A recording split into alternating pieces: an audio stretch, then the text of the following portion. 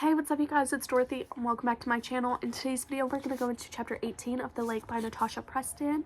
I hope that you guys are ready for this video, so let's get right into it. This video may contain sensitive topics and foul language. If you do not wish to continue, I suggest clicking off of the video now. You have been warned. 18. Edge meet Esme. Yep, I'm on it, the edge in a major way. It's morning and no one but me is acting strange. Andy is his usual self, which tells us he has no idea what we were up to last night, but still, I can't calm down. Every time a noise comes from the woods, I jump, which is freaking often since the kids are collecting sticks and branches to make dens. Ollie and Jake are with some of the other guys lugging larger branches for the structural parts of the dens. Once each group has 4 large branches and a bunch of medium and small ones, they have to make their own den and it needs to stay upright. It's a little challenge that Andy told the campers about over breakfast, and it's caused a lot of excitement. I haven't spoken to anyone about last night yet, not even Kayla. We haven't had any time alone. To be honest, I don't think anyone wants to relive it. The cold light of day we seem to seem a bit dramatic, not even asking whoever it was to show themselves. We all ran as if we were being chased by zombies. Not that I was ever going to ask the cameraman if he wanted to chat over iced tea. My little group of 4 are piling up medium sticks on the beach. Andy stops beside me with his clipboard. Good haul, he says.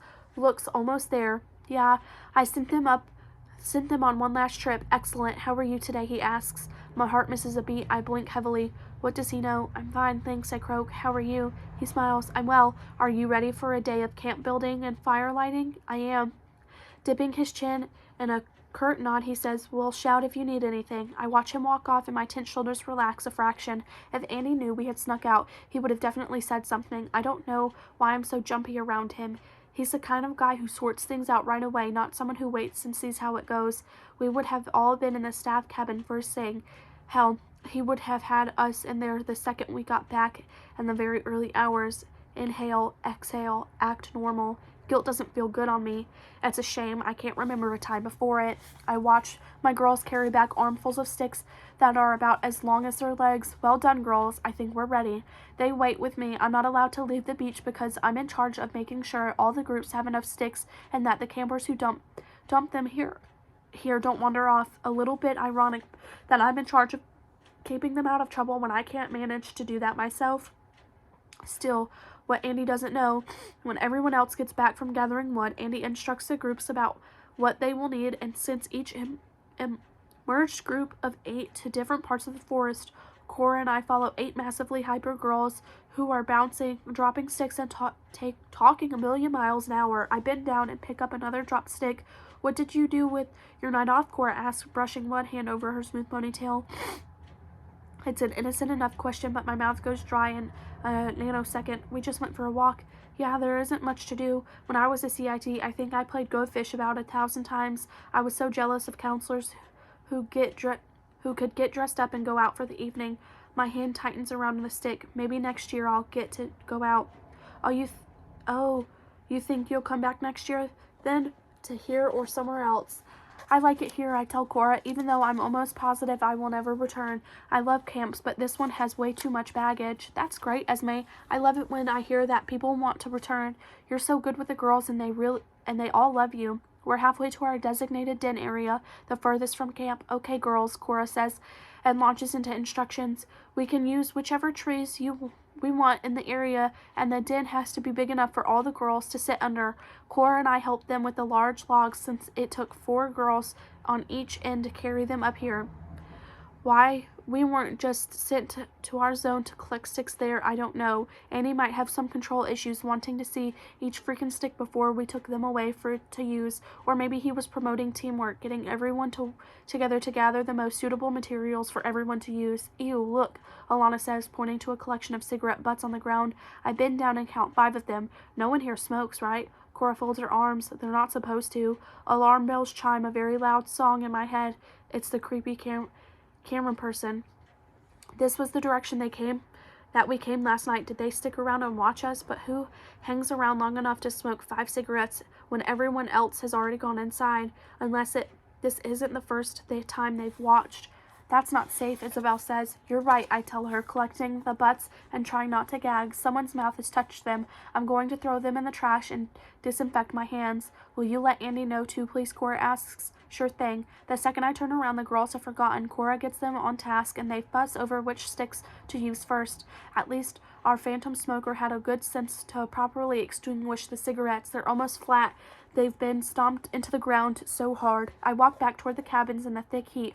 Found these by our den, I tell Andy, opening my hand so he can see what I'm holding. Then I dump them in the trash can near the multi-use cabin where he's scribbling something on his clipboard. His frown makes his whole forehead crumble. Who's been smoking? I shrug. I'm not sure. Us CITs walked around last night, but no one smoked, and we didn't see any counselors doing it either. Sighing, Andy nods. Okay, I'll have to make sure I speak with each staff member today and remind them that it's forbidden to smoke on campgrounds and in the forest too, he grumbles, tuttering. Thanks for cleaning them up, Esme. No problem. There's someone there. There's someone there, Isabel screams. My head whips in her direction. She's pointing into the forest. Cora steps in front of the girls, her head bent forward as she tries to get a better look. Jake and Ollie are running toward them. Andy and I take off too, with him shouting at everyone else to stay where they are. Mary, watch the campers, he says as we pass her. Where? I ask as we reach Cora. I've got a stitch in my stomach and ice in my heart. There has to be someone out there watching us. Ava, sighting in the woods, the creepy message, the pictures that we're taking. Kayla can't explain it with coincidences. Lillian is trying to mess with us. Ollie and Jake are in the forest and spread a little too far apart for my liking. Does safety and numbers mean anything to them? Andy follows them as Mary looks at us from the other side of the lake. I put my arm around Isabel. Her slender frame is shaking. Hey, it's okay, I tell her. Remember, we don't own all of this forest. She looks up at me with the fear in her eyes. He was walking towards us? Kind of, I think. I saw the side of his face. Cora turns. It was definitely a man. Isabel nods. I think so. I couldn't see his face very well. Translation. It could have been a woman or a man. Okay. I look at the 12 girls huddled together. Look, there is no reason to be alarmed. I'm sure people go on hikes all the time out here, and not everyone pays as much attention as they should. Sometimes they miss the sign saying this is private property. I'm sure Jake and Ollie will find him and remind him that he shouldn't be here. Biting my lip, I watch the spot in the forest where the boys disappeared. 5-10 minutes later, and my arm is still around Isabel. No one is building anything, and I can't take my eyes off the last place I saw Ollie. All right, Cora says, I think we should all get back to camp and wait. She takes out her walkie-talkie and speaks to the other counselors who are dotted around the forest. We all agree, she says, finally putting the device away. We're going to go into the food hall and grab a snack until the guys get back. Good idea, I say. Come on, girls. Who needs some sugar? They cheer, but their hearts aren't quite in it. Cora and I walk behind them, slowly joining the other groups as we trudge back. My heart flutters wildly and my stomach sinks. Am I going to have to tell everyone what happened? Maybe Kayla and I should leave. I should have thrown the damn pamphlet in the trash. It's okay, Esme, Cora says. This happens sometimes. I swear some people think they're above the rules. If a sign says private property, keep off. You damn well keep off. She shakes her head. Now, our activity has been interrupted, and I don't think the girls are going to want to go back out there today. I can't blame them. I don't want to go back out there either. We enter the food hall, and gossip flies as quickly as the candy wrappers. At least the campers are all happy with a mid-morning treat. I wash my hands and then sit at the table with Kayla, Rebecca, and Tia. This is crazy, Tia says. So much drama over a dude getting lost on a trail. Rebecca's mouth pops open. After last night, you're seriously trying to make this sound random? Oh, come on. You're not telling me you think the guy was here to pick us off one by one. Okay, I wasn't thinking we're in danger like that, Rebecca says. What are you thinking, I ask, desperate for other options that don't involve Kayla and me. He's a weird dude who gets his kicks from people watching, she says. He's watching a camp full of children, Kayla squeals. No, he was watching us, same as last night, and he wrote on the staff cabin, this dude is here to freak us out, not them. What's scarier than having to deal with something like that? All the while making sure the children don't worry, I say. Esme's right, Rebecca says. This is about the counselors. Do you think he could have been one? A disgruntled counselor from the past. Maybe he did something and was made to leave, I say. He might think that he was treated unfairly. Rebecca nods. Kayla and Esme, you've been here before. Anyone you can think of? I can't be sure, but I think I sense an edge in her voice. No, we reply in unison.